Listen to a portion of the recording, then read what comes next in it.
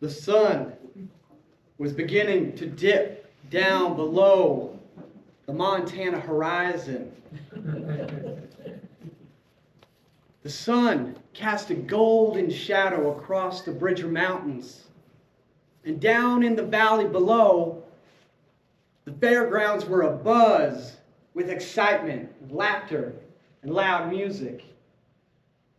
It was a perfect night for something amazing to happen. Thank you kindly, Mr. Toastmaster. Fellow Toastmasters and honored guests, tonight I'd like to share with you a story. It's an exciting story of my adventure about myself riding a bull.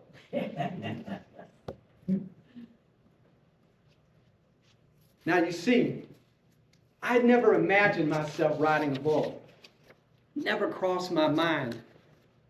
But this night was exceptional because I had been influenced by my friends with the camaraderie of this county fair. We had been excited, maybe doing a little bit of drinking during the day. And we were just hanging out at the rodeo, our arms leaning over the fence, watching all these cowboys try to ride the bull and fall off. I was standing next to my good friend, LJ, my childhood friend. You know LJ. And he was ribbing me. He was like, "Are you sure you want to do this?" Well, I wasn't sure. But there was something about me, something inside of me, this stubborn determination that was committed to riding a bull tonight. I don't know why I chose to do it. It was probably the liquid encouragement that I'd been drinking all day. Those cold beers tasted real good. I was nervous, but I'll tell you what, I wanted to do it. And so as I was building up my confidence and my courage, all of a sudden I heard my name being called. "Dave, you're up next." And this old cowboy walked towards me. He had a big, long, gray beard. I call him Gandalf the Cowboy. And he walked up to me, and he stood in front of me, and he squinted his eyes, and he looked at me up and down. And he said, "Boy, are you sure you want to do this?" And I think he was thinking probably in his head that I was either crazy, stupid, or probably drunk. I think he was right on all three counts. I said, "Yes, sir, I'm ready." And he said, "Well, if this is your first time, the only advice I can give you is hold on tight and don't let go until the end of the ride." Thanks for that sage advice, Cowboy Gandalf.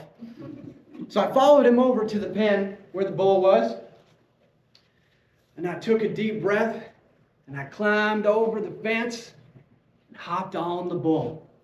I was so nervous. I wrapped my legs around that bull as tight as I could, and I slipped my hand underneath the rope, getting ready for what was going to happen next. Man, it felt like I was sitting on top of the biggest steel barrel I'd ever experienced. I was nervous. And he said, "Remember, hold on tight." I shook my head, and that was an indication it was time to go. And then it began. I had my arm locked in there, and all of a sudden that bull kicked fast back and forth, back and forth. It was crazy. The craziest thing I have ever experienced in my life. I couldn't tell if I was going to fall off right then and there, but no, I held on tight.